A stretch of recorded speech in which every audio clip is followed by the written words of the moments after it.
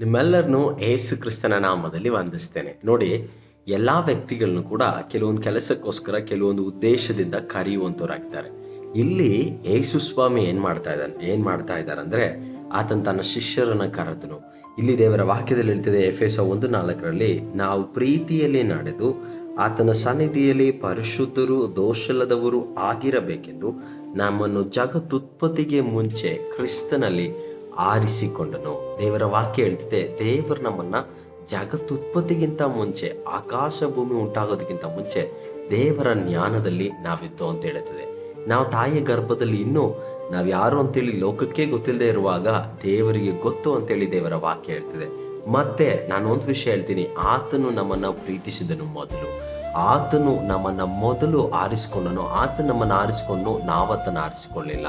ಅದರಿಂದ ನಾನು ನಿಮ್ಮೆಲ್ಲರಿಗೂ ಹೇಳುವಂಥ ಒಂದು ವಿಷಯ ಏನಂದ್ರೆ, ಯೇಸು ನಮ್ಮೊಬ್ಬೊಬ್ಬರನ್ನು ಕೂಡ ಕರೆಯುವಂತನಾಗಿದ್ದಾನೆ.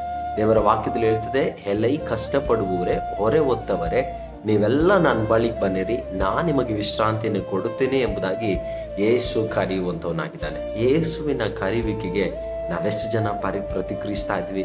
ಯೇಸು ಕರೀತಾ ಇದ್ದಾನಂದ್ರೆ ಅದಕ್ಕೊಂದು ಉದ್ದೇಶ ಇದೆ. ಆ ಉದ್ದೇಶವನ್ನ ನಾವು ತಿಳಿದುಕೊಂಡು ಬದುಕೋಣ. ನಮ್ಮ ನಂಬಿಕೆಯನ್ನು ಹುಟ್ಟಿಸಿದ ಆತನು, ನಮ್ಮನ್ನ ಕರೆದಂತ ದೇವರ ಆತನು ನಂಬಿಕೆಯನ್ನು ಪೂರೈಸಿ ಆತನ ಕರೆದಂತ ಉದ್ದೇಶವನ್ನ ನಮ್ಮ ಜೀವಿತದಲ್ಲಿ ನೆರವೇರಿಸಲಿ.